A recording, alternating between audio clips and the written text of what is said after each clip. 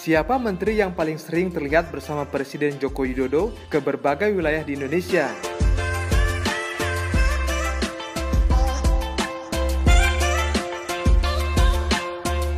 Jawabannya tentu adalah Menteri Pekerjaan Umum dan Perumahan Rakyat (PUPR) Basuki Hadimulyono. Basuki sendiri kerap meninjau dan meresmikan berbagai proyek infrastruktur, mulai dari jalan raya, bendungan, dan pembangunan kawasan wisata. Sebagai pembantu presiden, Basuki juga sigap menemani Jokowi terjun langsung ke tengah masyarakat.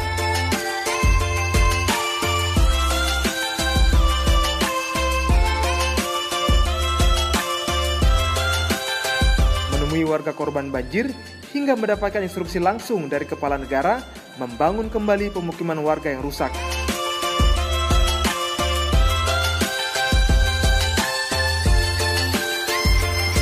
Basuki Hadimulyono memang telah lama akrab dengan segala yang berhubungan dengan pembangunan.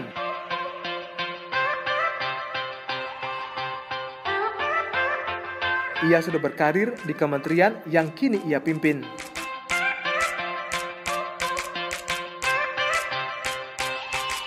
Menteri Basuki dikenal sebagai pekerja keras.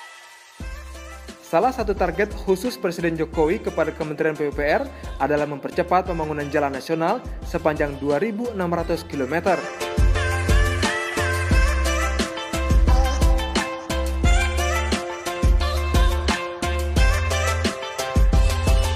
Basuki sudah membuktikan sejumlah keberhasilan kerjanya.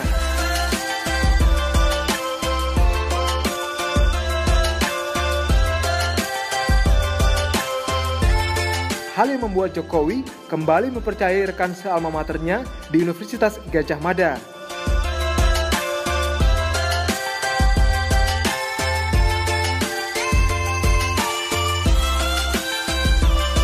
Buah karya kepemimpinan Pak Bas di Kementerian PUPR terbilang cukup lengkap.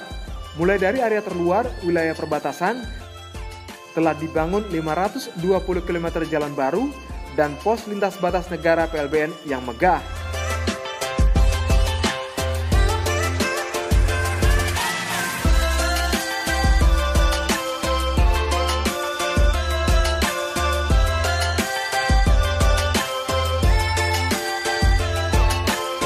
Proyek-proyek Kementerian PUPR juga mengawal ketersediaan bahan pangan, membangun 7 bendungan baru, 30 bendungan lainnya sedang dikerjakan, juga membangun dan merehabilitasi jaringan irigasi.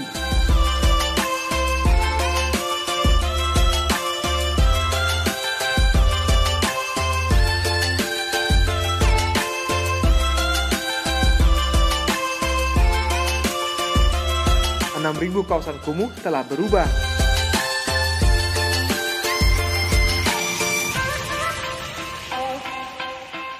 Puluhan ribu kepala keluarga kini memiliki rumah layak huni.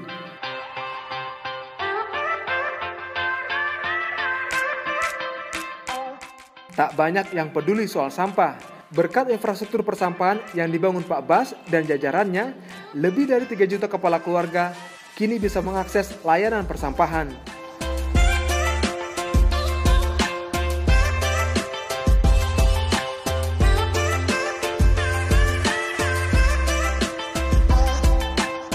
Tak dipungkiri, Kementerian PUPR menjadi ujung tombak pembangunan infrastruktur di Indonesia.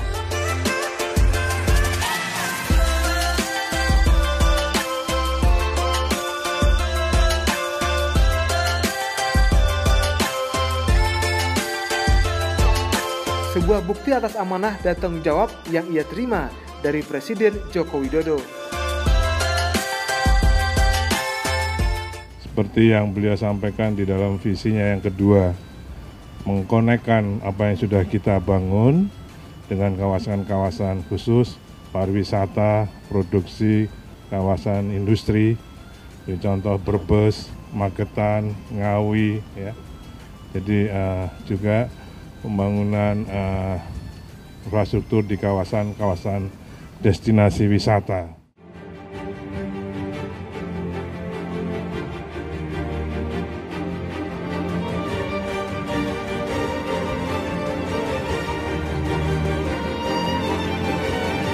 Dari sejumlah infrastruktur yang dibangun Kementerian PUPR selama masa Menteri Basuki, beberapa di antaranya patut mendapat acungan jempol. Proyek mana sajakah itu? Pojok Menteri akan segera kembali.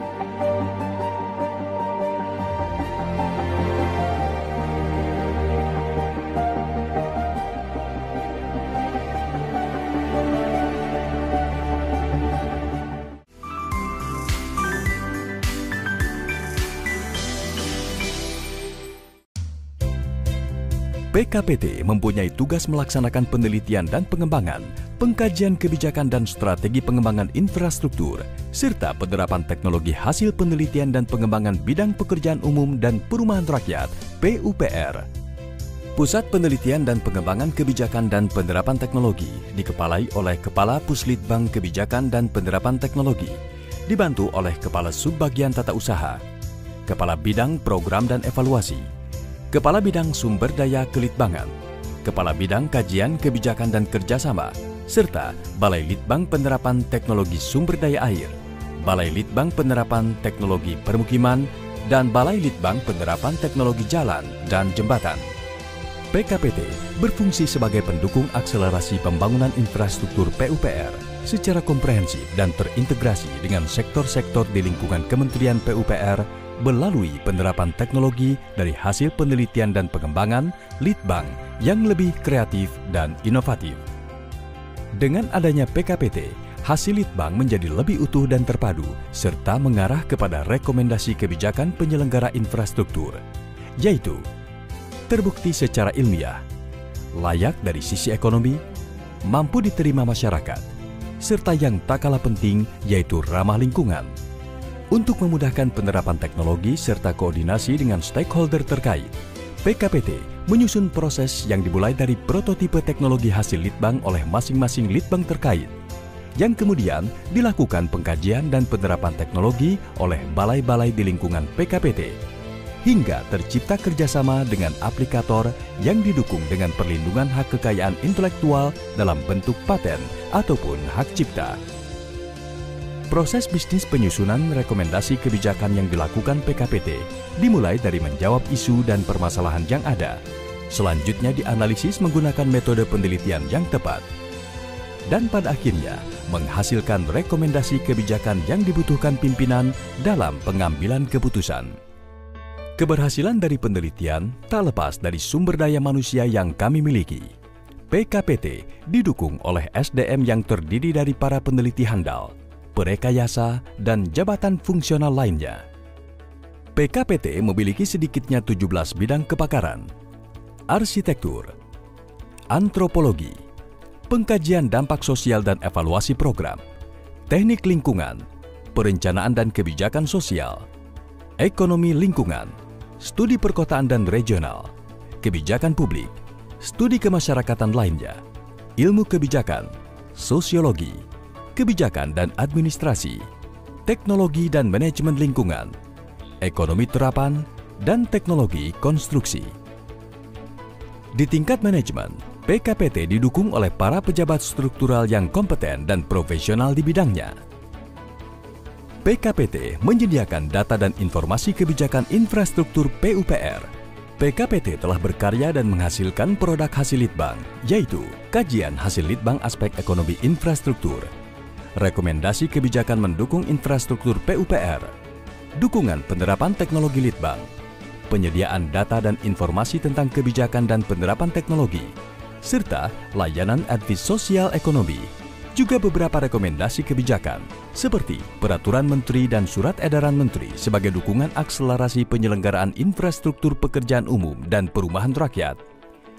PKPT juga menghasilkan produk Litbang terapan, yaitu strategi akselerasi pengadaan tanah untuk pembangunan infrastruktur PUPR, kajian pengendalian pembangunan di kawasan ekonomi khusus berbasis daya dukung dan daya tampung, kajian perhitungan opportunity cost untuk peningkatan efektivitas perencanaan OP infrastruktur PUPR, Litbang potensi penerapan teknologi perumahan dan permukiman, SPAM, dan sanitasi mendukung penanganan kawasan kumuh.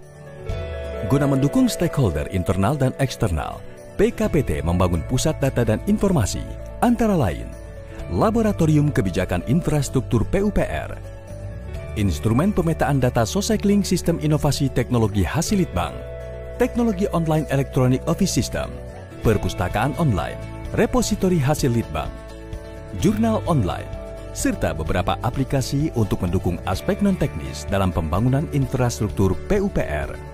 Penyelenggaraan infrastruktur pekerjaan umum dan perumahan rakyat dimulai dari tahap gagasan, perencanaan, pelaksanaan, hingga monitoring dan evaluasi beberapa karya tersebut, seperti Advis Inovasi Tata Kelola Teknologi Updating mendukung penyediaan air minum, Advis Pemetaan Sosial Ekonomi dan Lingkungan, Advis Pembangunan Jalan, Advis Pembangunan Jembatan. Untuk informasi lebih lanjut, kami bisa dihubungi di http://litbang.pu.go.id/pkpt, email pkpt@pu.go.id, telepon 021 727 84641, atau kunjungi media sosial kami Puslitbang Kebijakan dan Penerapan Teknologi, Facebook @puslitbangkpt, Twitter @puslitbangkpt, Instagram @puslitbangkpt, YouTube PKPT Kementerian PUPR. Inovatif, kreatif, dan berkelanjutan.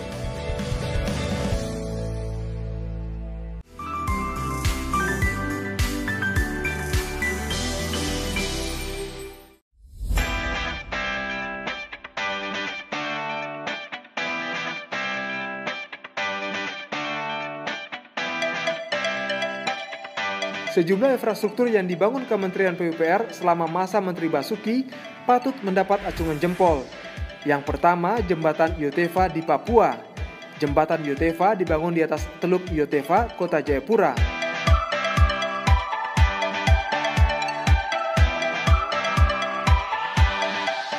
Jembatan ini menghubungkan Kota Jayapura dan Dusun Skou di perbatasan Papua dan Papua Nugini. Jembatan Yotefa menjadi ikon baru Papua, serta sarana pendukung Pekan Olahraga Nasional PON 2020.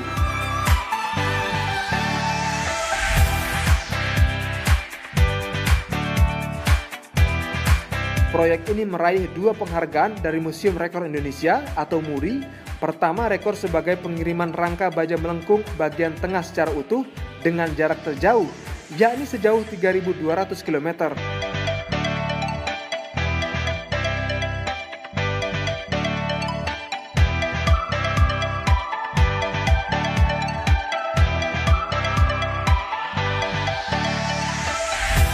Rekor lainnya adalah rekor terpanjang untuk pengangkatan dan pemasangan rangka baja jembatan dalam bentuk utuh.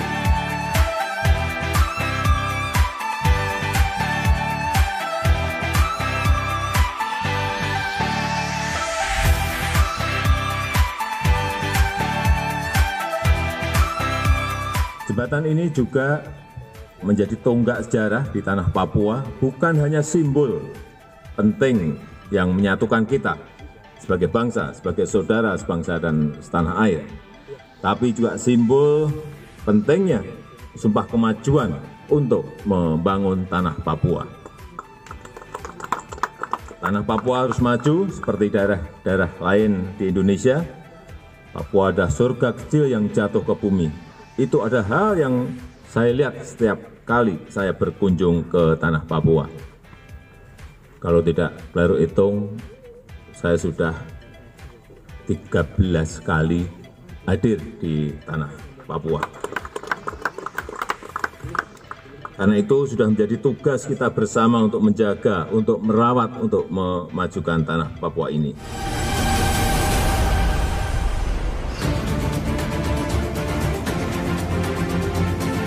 Yang kedua berada di Kulon Progo, Yogyakarta, berupa terowongan terpanjang di Indonesia.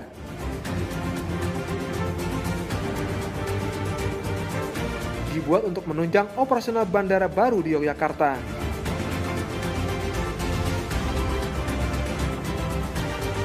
Terdiri dari terowongan tertutup dan terowongan terbuka. Panjang terowongan tertutup mencapai 1.100 meter, lebar 7,85 meter, dan tinggi 5,2 meter. Sedangkan terowongan terbuka memiliki panjang total 1,3 km.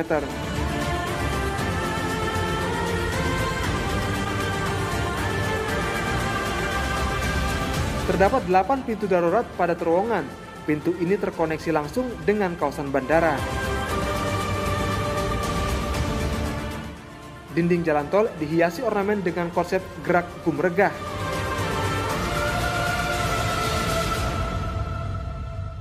Menyimbolkan karakter masyarakat Yogyakarta yang terus bergerak secara dinamis, optimis, dan penuh semangat untuk terus bangkit.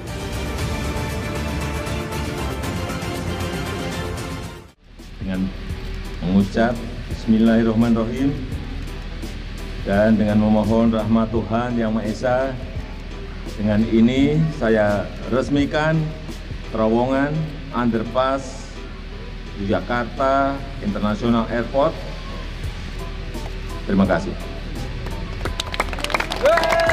Mohon berkenan kepada Bapak Presiden Republik. Berikutnya adalah Jalan Tol Cisumdawu, Jawa Barat. Jalan tol ini merupakan akses utama di wilayah Cileunyi, Sumedang, dan Dawuan.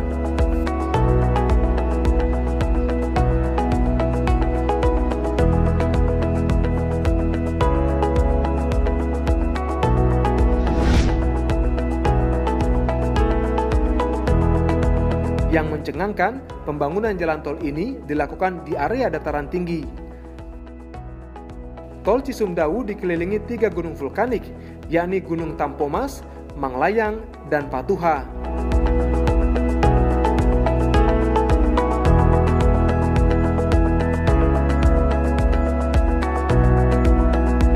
Total panjang tol ini adalah 60,84 km. Keberadaannya akan mempersingkat waktu tempuh dari kota Bandung ke Bandar Udara Internasional Jawa Barat di Kertajati.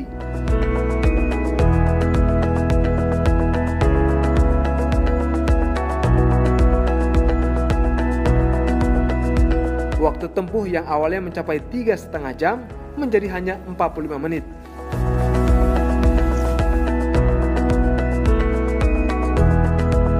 Yang tak kalah fenomenal adalah Bandar Udara Internasional Sepinggan di Balikpapan, Kalimantan Timur. Dinobatkan sebagai bandara terbaik di dunia oleh Airport Council International dalam penilaian Airport Service Quality Awards pada 2019. Bandar Udara Sepinggan meraih penghargaan untuk 4 kategori, yakni Best Airport by Size and Region di kawasan Asia Pasifik,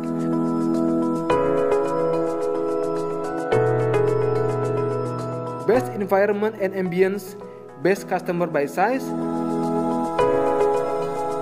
dan Best Infrastructure and Facilitation. Penilaian berdasarkan hasil survei dari lembaga yang berpusat di kota Montreal, Kanada. Dilakukan terhadap 600.000 pengguna jasa bandara di 84 negara.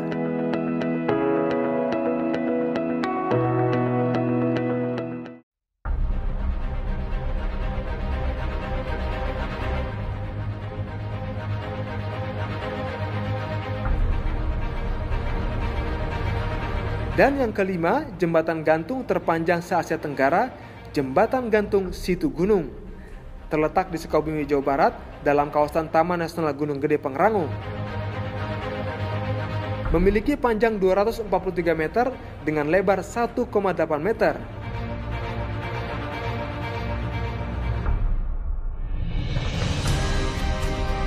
Yang spektakuler, jembatan ini berada di ketinggian 121 meter di atas permukaan tanah. Jembatan gantung yang menghubungkan beberapa bukit dan ke Curug Sawer ini menawarkan pemandangan yang luar biasa.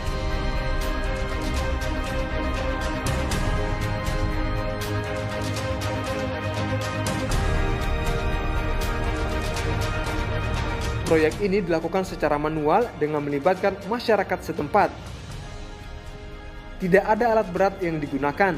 Pihak pengelola didampingi tenaga ahli dari Puslitbang, Jalan dan Jembatan Kementerian PUPR.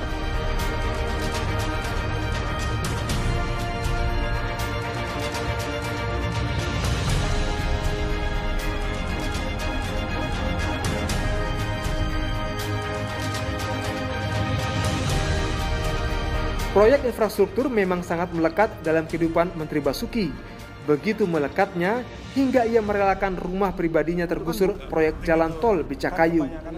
Rumah Pak Bas memang terletak di tepi saluran air Kalimalang, Bekasi, Jawa Barat. Jarak antara rumahnya dengan saluran air cuma 15 meter.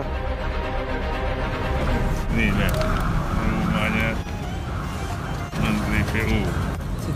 Ini kan? Ini jalurnya becak kayu. Ini kalau saluran ke sini ke pagar itu 15 meter. Tapi butuhnya tol ini 24,7, jadi kena. Rumahnya mana Pak? Yang rumahnya Pak? Ini. Oh itu. Iya. Rasanya gimana? Ya nggak apa-apa, kok lama banget kenapa? Mana? Kenapa? Nggak berani kan? Ini Pak jalurnya. Nah ini rumahnya. Terusin ya Pak ya?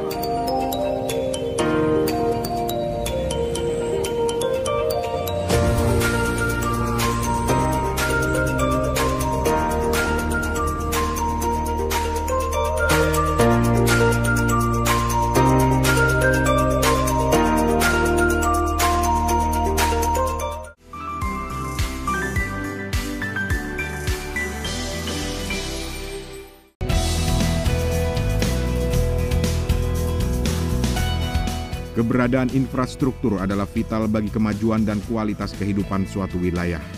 Ketersediaan infrastruktur yang baik akan menunjukkan tingkat peradaban suatu negara, apakah termasuk kategori negara maju atau negara berkembang. Karena itulah kita menyaksikan betapa seriusnya perencanaan dan pembangunan infrastruktur di negara-negara maju hingga bisa mencapai peradaban modern seperti sekarang ini. Berdasarkan data daya saing World Economic Forum atau WEF tahun 2013-2014, infrastruktur Indonesia berada di peringkat 61 dari 148 negara di bawah Vietnam. Berarti pekerjaan rumah bagi Indonesia masih banyak dan berat untuk mengejar ketertinggalan, mulai dari pengadaan infrastruktur jalan dan jembatan, pengembangan kota atau kawasan, pembangunan pelabuhan, hingga pembangunan permukiman yang layak. Sebagai instansi pemerintah yang bertanggung jawab untuk penyediaan infrastruktur, Kementerian Pekerjaan Umum Perumahan Rakyat menetapkan 4 sasaran strategis untuk penanganan masalah infrastruktur, yaitu: pertama, keterpaduan pembangunan infrastruktur PUPR antar daerah, antar sektor, dan antar tingkat pemerintahan. Kedua, dukungan kedaulatan pangan dan ketahanan energi. Ketiga, dukungan konektivitas bagi penguatan daya saing. Dan keempat, dukungan layanan infrastruktur dasar permukiman dan perumahan. Agar 4 sasaran strategis tersebut bisa terwujud, Kementerian Pekerjaan Umum Perumahan Rakyat melakukan reformasi organisasi kementerian dengan membentuk lembaga baru, Badan Pengembangan Infrastruktur Wilayah atau BPIW. BPIW dibentuk guna meningkatkan keterpaduan perencanaan dan pemrograman pengembangan infrastruktur bidang PUPR sebagaimana yang tertuang dalam Keputusan Menteri Pekerjaan Umum dan Perumahan Rakyat Nomor 15 Tahun 2015. Badan Pengembangan Infrastruktur Wilayah hadir untuk mendukung kinerja Direktorat Jenderal Sumber Daya Air, Direktorat Jenderal Bina Marga,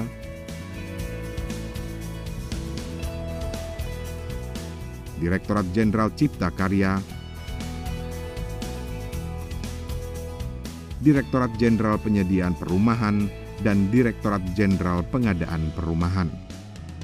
Selain itu, kehadiran BPIW akan mendorong pembangunan infrastruktur yang memperhatikan faktor kewilayahan dan komunitas sosial. Pembangunan infrastruktur bukan semata-mata untuk proyek fisik, tapi membangun infrastruktur berarti membangun bangsa.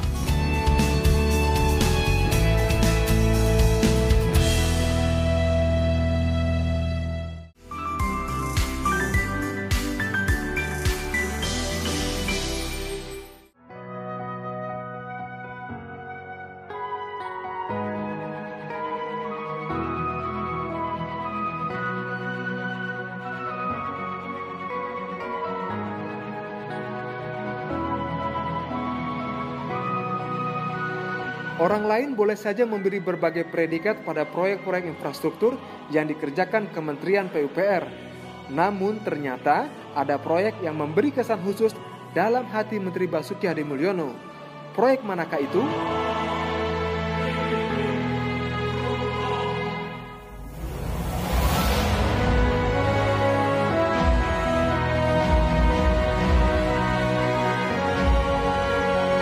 pembangunan pos lintas batas negara PLBN Entikong menjadi proyek yang paling disukai Menteri Basuki Hadimulyono.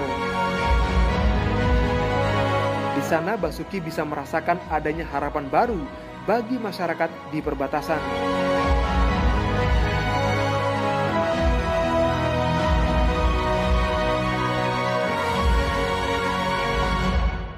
Pemandangan dan kondisi pos lintas batas negara Entikong dahulu memang menyedihkan. Pemandangan itu kini telah berganti megah dan membanggakan. Didesain dengan ornamen-ornamen khas suku Dayak, dilengkapi berbagai fasilitas umum dan fasilitas pendukung lainnya seperti gerai ATM. Selain itu ada bangunan utama PLBN, pos lintas kendaraan pemeriksaan, tempat pemeriksaan kargo, monumen, gerbang kedatangan dan keberangkatan, dan bangunan lainnya. Sebuah tugu Garuda juga menjulang tepat di depan bangunan utama saat pelintas dari Malaysia hendak masuk ke area pengecapan dan pemeriksaan. Kini pos perbatasan Entikong juga tak hanya menjadi kawasan perbatasan saja, tetapi juga telah menjelma menjadi tempat wisata bagi kedua negara. Setiap yang melintas pasti akan mengabadikan momen di perbatasan ini terlebih dahulu. Sekarang itu 1 tahun bisa menghasilkan, kalau menurut Pak Gubernur Kalimantan Barat, itu bisa 7 triliun untuk lewat di PLBN Entikong itu. Ya, orang kita sekarang udah ada. Kita lagi bangun pasarnya ini tahun 2017 nih, belum kita cek jadinya. Karena orang bisa beraktivitas ekonomi di situ. Ya. Selain sekarang dipakai kawasan wisata juga, tapi untuk juga orang barter dengan Malaysia. Ya kan? Jadi untuk kawasan ekonomi baru.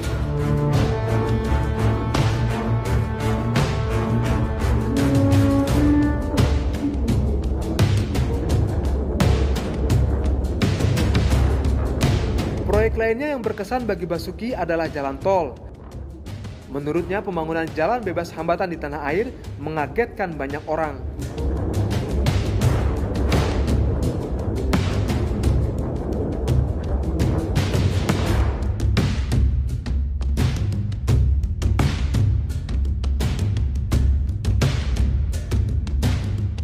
Kalau tol, saya pikir kan kita kerjasama dengan para pengembang, dan ya itu juga cukup